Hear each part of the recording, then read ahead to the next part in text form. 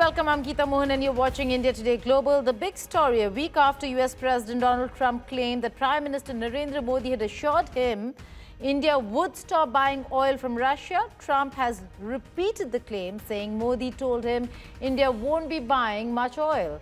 While Prime Minister Narendra Modi did confirm on Tuesday that the two leaders spoke over the phone to exchange Diwali greetings, his post made no mention of any discussion related to Russian oil.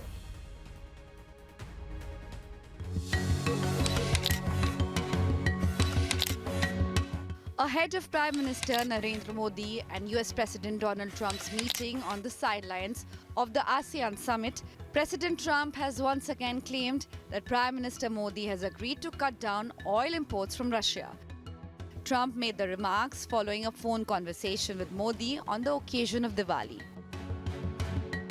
Well, we stand great, and the people of India, I love the people of India, and we're working on some great deals between our countries. I spoke to Prime Minister Modi today, as I mentioned before, and we just have a very good relationship. And he's not going to buy much oil from Russia. He wants to see that war end as much as I do. He wants to see the war end with Russia, Ukraine. And as you know, they're not going to be buying too much oil. So they've cut it way back, and they're continuing to cut it way back. Trump has made similar claims last week, which were denied by India's External Affairs Ministry. Spokesperson Randhir Jaiswal said he was not aware of any such phone call between the two leaders. I am not aware of any conversation yesterday between the two leaders. The two leaders exchanged Diwali greetings, with Modi posting on social media thanking President Trump and reaffirming that the two great democracies will stand united against terrorism. However, Modi's post made no mention of Russian oil as claimed by Trump. Modi's emphasis on counter-terrorism comes as Washington's relation with Islamabad appears to be warming. Trump has on several occasions praised Pakistan's Field Marshal Asim Munir and Prime Minister Shehbaz Sharif. I would like to... While US-Pakistan relations strengthened, New Delhi's ties with Washington have strained over its Russian oil imports. Since the start of the Ukraine war in 2022, India has emerged as one of the Moscow's biggest buyers, citing affordable prices and energy security for millions at home. India, however, has sought to diversify its energy sources, with the US now among its key suppliers.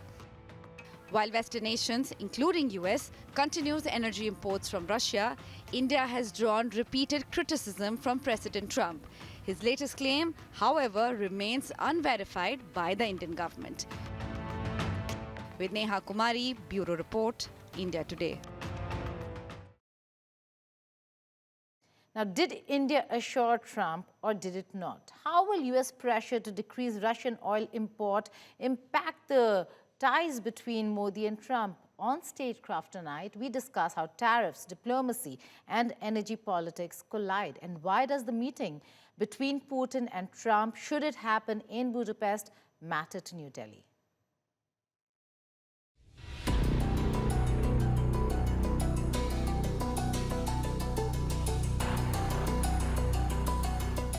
India's oil diplomacy is at a crossroads, and the next handshake between Donald Trump and Vladimir Putin could decide where New Delhi's fuel flows next.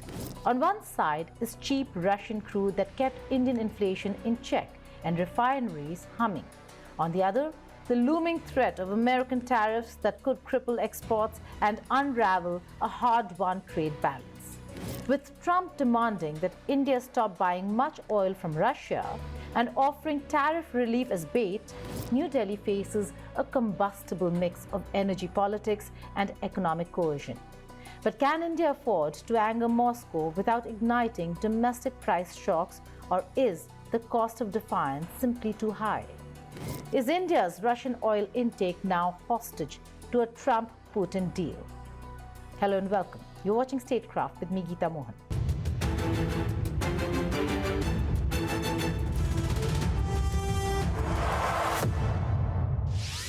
For 3 years, India thrived in the grey zones of global sanctions, buying discounted Russian crude while staying neutral on the Ukraine war. That pragmatism saved billions, fueled growth, and kept energy costs stable. But as Trump's second term resets the geopolitical chessboard, Washington's patience has worn thin. The US has tied its trade policy directly to India's energy decisions, threatening massive tariffs if Russian oil keeps flowing. Meanwhile, the Trump-Putin meeting that is likely to take place in Budapest could rewrite the rules of global oil diplomacy. Will India be under pressure, or will it find a third path to protect its energy independence? Behind closed doors, Indian refiners reportedly got quiet instructions. According to some reports, they were asked to cut Russian crude by half over the next few months. Not publicly, not politically, just quietly. For Modi, it was the ultimate tightrope walk. Alienate Russia, India's longtime defense partner and energy lifeline, or risk Washington's wrath and another round of crippling tariffs. Diplomacy had never been more transactional. Enter the grand bargain: oil for tariffs. Reports from Reuters, Mint and Bloomberg suggest a breakthrough deal. Washington could slash tariffs on Indian goods between 15 to 16%, down from the punitive 50%. In return, according to the same reports, India would gradually scale down Russian oil purchases and open parts of its market to select US agricultural imports. For Trump, it's a campaign trophy. For Modi, it's a strategic compromise. The proposed deal would allow limited imports of non-GM corn and soy meal from the US, satisfying American farm lobbies without wrecking India's rural vote bank. And for once, both sides could claim victory, unless the Trump-Putin meeting changes everything. Under Trump, trade is no longer about economics, it's a weapon. He's made tariff threats the new foreign policy tool. Whether it's Ukraine, Israel, or China, Trump measures loyalty in dollars and barrels, not treaties. India's special relationship is no exception. Every negotiation now comes with a subtext: comply or pay. And Modi knows the stakes. India's growth story depends on exports to the US: textiles, software, pharmaceuticals, machinery. A prolonged tariff war could slice billions of GDP. So when Trump dangles tariff relief, it's not generosity, it's leverage, and oil is the price tag. All eyes are now on the ASEAN summit, where this new US-India trade framework could be unveiled. If the deal is signed, it'll be the first major trade pact between the two countries in over 2 decades. But the real wild card isn't in Delhi or Washington, it's in Budapest, where Trump is set to meet Putin. Trump claims Modi has assured him that India won't be doing the Russian oil thing anymore. New Delhi flatly rejects the claims. Ministry of External Affairs insists energy sourcing is guided by market logic, not political diktats. Yet, everyone knows that market logic bends when Washington controls the tariff gun. Let's not forget, profits from Russia's oil discount might not have directly reached Indian customers, but it sure did help the economy in general. Abandoning that overnight would hurt. Yet, dependence cuts both ways. Russia now relies heavily on India's purchases, nearly 1.6 million barrels per day. If India walks away, Moscow loses one of its last stable markets. That's why the Kremlin is treading carefully, avoiding confrontation even as New Delhi tilts toward Washington. And Rohit Sharma, my colleague, joins me from Washington, D.C. Rohit, a call yet again, Diwali greetings, yes, of course, but then Trump comes out and says that he spoke to the Indian Premier on Russian oil, which has not been confirmed by the Ministry of External Affairs or the PMO here.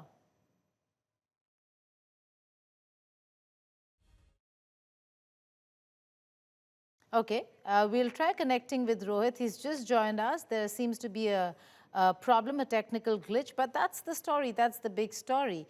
The conversation did take place between the leadership. Prime Minister Narendra Modi himself confirmed that he did speak with President Trump. Diwali greetings exchanged in the presence of Indian ambassador to the United States of America, Ambassador Vinay Quatra, who personally went, greeted the president, and also conveyed a message from the Indian Prime Minister, from Prime Minister Narendra Modi, but after which the conversation that took place is more interesting. Rohit is back with us. Rohit, clearly Diwali greetings were exchanged, but was there a conversation on Russian oil? Trump insists there was. Why I ask this is because the timing is critical. They could very well be meeting on the sidelines of ASEAN in Malaysia in just a few days from now. Well, first things first, Geeta, a very happy Diwali to you and everybody watching.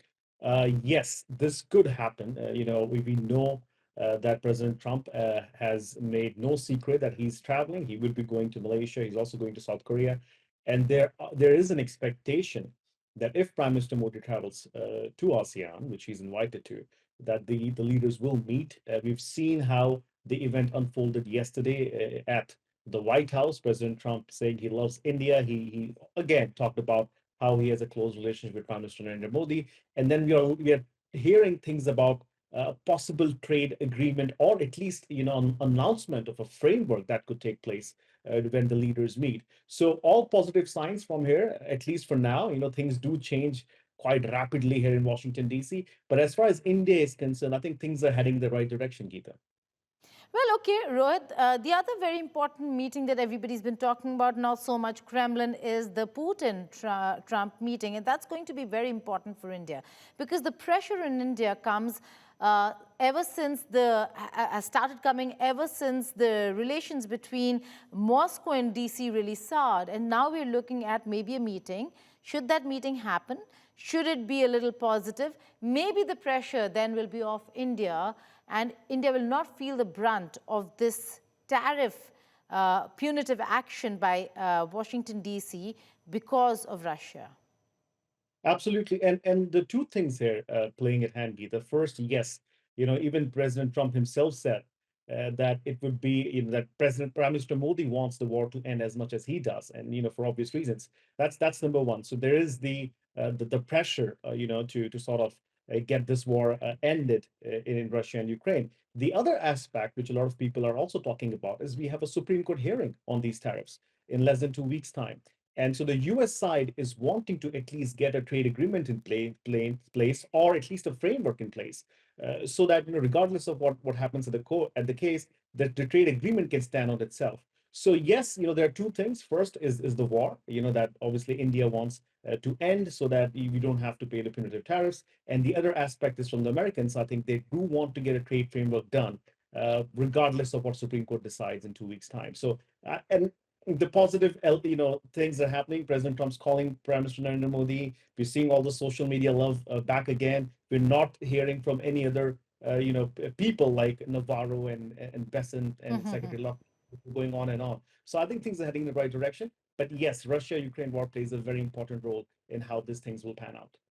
Okay, the right direction, but where is the cap? Where is the threshold, and where is India going to say, okay, thus far and no further?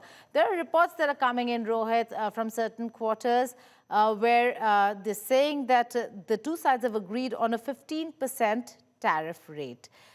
Is that what you're hearing from your sources within White House as well, that that could be the magic number for things to settle between DC and New Delhi? Well, everybody is tight-lipped about it, Geeta. Nobody's saying anything. We obviously shared that news story with a lot of people in DC, and nobody's commenting on it. People are definitely saying, look, things can proceed in the right direction. Some people even very hopeful that after the trade agreement, there could be a quad visit in December, and other, showing restraint because of how volatile these talks could be. But that's a number, I think, which has been floating around for a while. During the summer also, that was one of the numbers that came out. So it won't be surprising if that's the number both the sides agree on. As far as Americans are concerned, that's a good number because, you're going from 0 to 15%. And India would be very happy if that's the number. That would be one of the lowest countries to pay tariffs at 15%. So nobody's talking about Geeta. We'll only hear, I think, probably on the sidelines of ASEAN or after that. All right. Things are looking like they're going or headed in the right direction, Rohit, but anything can happen in a meeting with Donald Trump. Now, if the meeting takes place between the US president and the Indian premier, things could go either way. Jittery, not just India, but many countries when it comes to a meeting on the sidelines of ASEAN. But is there any confirmation of a confirmed scheduled slot for the two leaders to meet?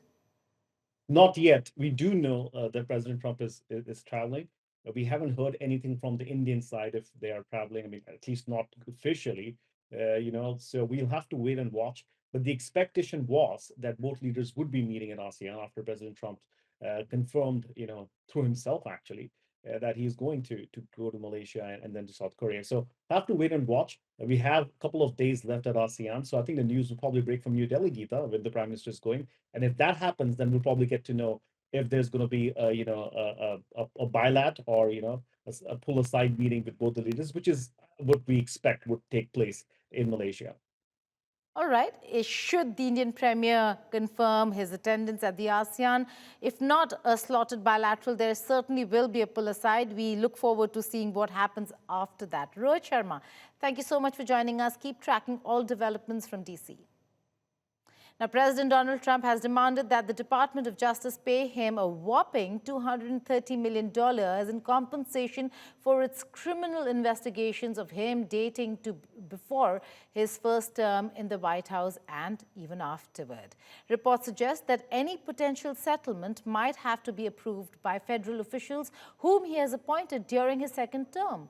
One of them, Deputy Attorney General Todd Blanche, represented Trump as a defense attorney in criminal cases before he returned to the White House in early January. Are you asking them to pay you compensation for the federal investigations that happened to you? And how much are you asking well, for? I guess they probably owe me a lot of money for that. Probably, yeah, that's true. That's very interesting. No, I get no salary. I gave up my salary. It's a good salary. Not as much as these guys make, but that's okay. It's a lot of money. And I don't, as you know, I didn't take it in the first 4 years. I'm not taking it in these 4 years either. But as far as all of the litigation and everything that's been involved, yeah, they probably owe me a lot of money. But if I get money from our country, I'll do something nice with it, like give it to charity or give it to the White House while we restore the White House. Now, a day after U.S. administration clarified its stand on the controversial $100,000 H-1B visa fee, Walmart has temporarily paused hiring candidates who need H-1B visas. The move comes in response to a significant policy shift by Trump administration, which recently introduced the steep fee for new H-1B visa applications. And Walmart, which employs about 1.6 million people in the U.S., currently has around 2,390 H-1B visa holders on its payroll. On the 19th of September, President Donald Trump introduced the fee hike on H-1B visa petitions, aiming to discourage the hiring of foreign skilled workers and encourage companies to hire American talent first. Walmart's H-1B pause shows how Trump's decision is forcing big firms to rethink hiring, hitting overseas recruitment and U.S. competitiveness. The move will also impact Indians, who are the largest beneficiaries of H-1B visas. 70% of recipients in 2024 alone were Indian nationals. Walmart tops the list of retail chains that use the program, with more than 2,000 H-1B visas approved in the first half of 2025. Now, 2 days after a massive outage hit Amazon Web Services, that's AWS, the cloud computing giant is still struggling to fully recover, leaving many global companies grappling with lingering connectivity issues. The disruption affected several major websites and apps, including Fortnite and Snapchat, disrupting online services worldwide. AWS, which powers critical applications and computing systems for businesses across the globe, saw operations grind to a halt, with workers from London to Tokyo facing widespread downtime and service interruptions.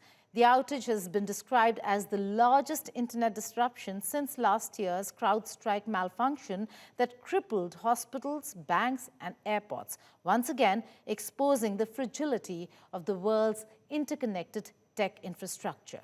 This marks at least the third major incident in 5 years linked to AWS's Northern Virginia data cluster, US East 1, a key hub for global internet traffic. AWS has attributed the breakdown to a failure in a subsystem that monitors the health of its network load balancers, which manage traffic across servers, but the exact cause of the outage remains under investigation. Xi Jinping has purged China's second highest general and 8 top officials just days before a crucial Communist Party meeting. Is this about corruption or crushing dissent before a potential Taiwan invasion in 2027? Our next report answers this question.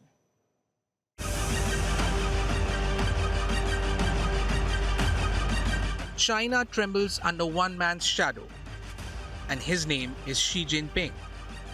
As the Communist Party gathers for its pivotal fourth plenum, Xi has struck with ruthless precision, launching his most dramatic purge since taking power. In a move that sent shockwaves through Beijing's elite, he has sacked China's second highest ranking general, He Weidong, along with 8 other senior officials just days before the plenum began. This isn't governance, it's domination.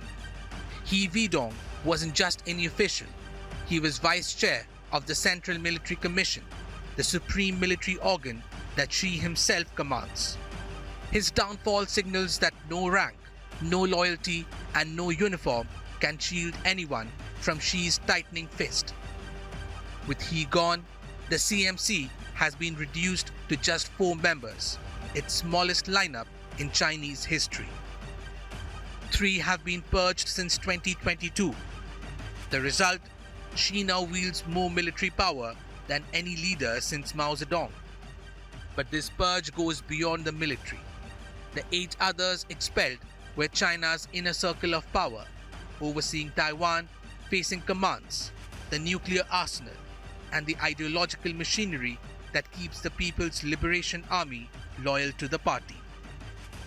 The Defense Ministry accused them of grave duty-related crimes involving huge amounts and exceptionally negative impact, Beijing's usual euphemism for political disloyalty.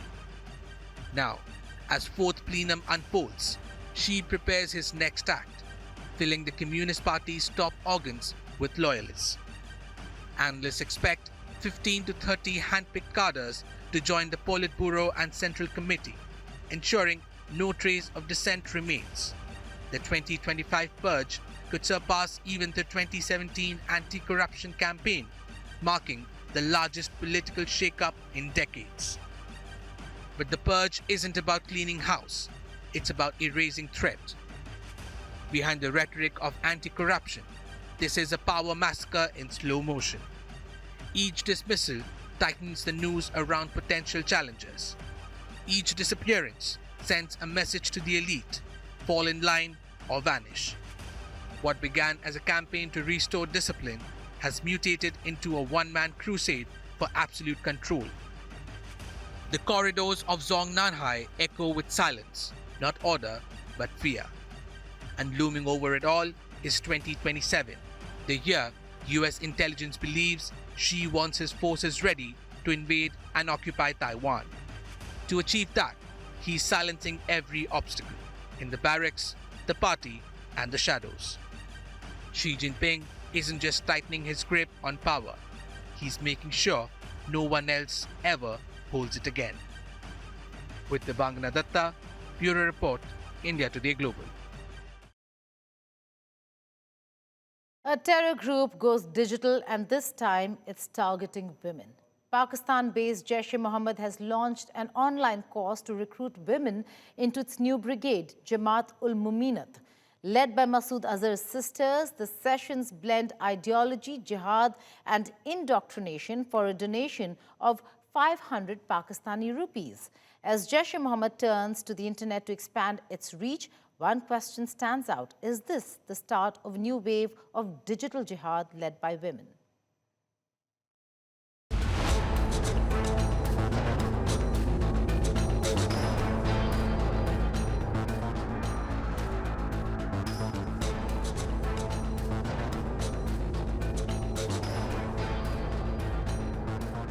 A chilling new front in Pakistan-based terror operations. The UN-designated terror outfit Jaish-e-Mohammed has now gone digital, launching an online course aimed at recruiting women into its newly formed female brigade, Jamaat-ul-Muminat. Documents accessed by India Today reveals that the course, titled Tufat al-Muminat, isn't just a radicalization drive. It's also a fundraising scheme, charging each participant 500 Pakistani rupees as a donation. Starting November 8, women will join daily 40-minute live sessions led by women from Jaish-e-Mohammed's top leadership, including Masood Azhar's sisters, Sadia and Samaira. Their lessons, jihad, ideology, and the religious duty of women within the terror organization. This follows Jaish-e-Mohammed chief Masood Azhar's October 8 announcement of the all-women outfit Jamaat-ul-Muminat. Each enrollment requires personal data submissions and payments, mimicking the terror group's broader funding networks. Experts say this exposes Pakistan's duplicity, publicly claiming to follow FATF anti-terror financing norms, yet allowing Jaish-e-Mohammed to openly raise funds online. Masood Azhar has reportedly handed command of the women's brigade to his sister Sadia Azhar, and a Shura council that includes Safia Azhar and Afrira Farouk, the wife of Umar Farouk, the Jaish-e-Mohammed terrorist who orchestrated the 2019 Pulwama attack. Analysts warn this move marks a dangerous new evolution in terror strategy, where ideology, technology, and gender outreach merge, bringing jihad recruitment right into the digital home. With Rudrashish Kanjalal, Bureau Report, India Today Global. That's all on this edition of India Today Global. But before I go, here's some good news coming from the United States of America. A street in New York City has been officially renamed in honor of Sri Guru Tegh Bahadur, the 9th Sikh Guru, recognizing his legacy of sacrifice, compassion and unwavering defense of human rights. The move has been widely celebrated by Sikh communities in the US and India, marking a proud moment for Sikh heritage on the global stage. With that, goodbye and take care.